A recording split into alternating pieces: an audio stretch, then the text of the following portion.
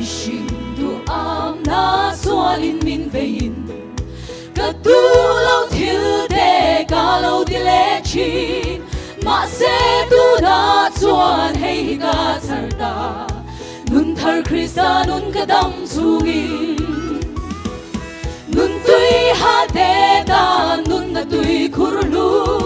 Chatuan na gang ve ngai lo tu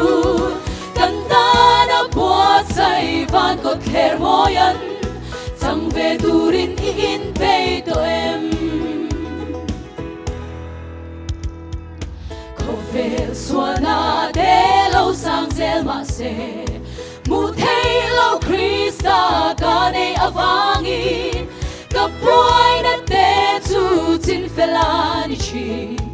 Alpa thandam na kaha cholna Nun tui ha de da nun na tui khurlu Chatuan na gang ve ngai lo tu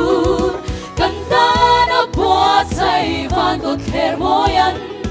Chang ve turin in pe to em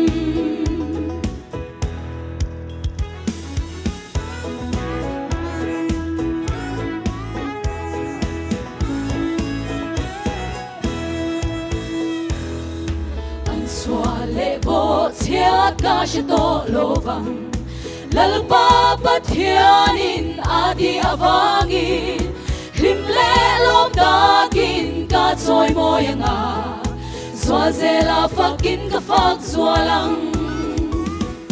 nun tui ha de da nun na tui khurlu chatuan na kang ve ngai lo tu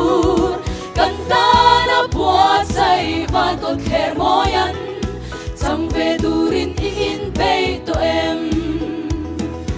nun tui ha de da nun na tui khurlu chatuan na gang ve ngai lo tu kan ta na puat sai van ko kher moyan chang ve turin in pe to em Alpan ro pina chang ro se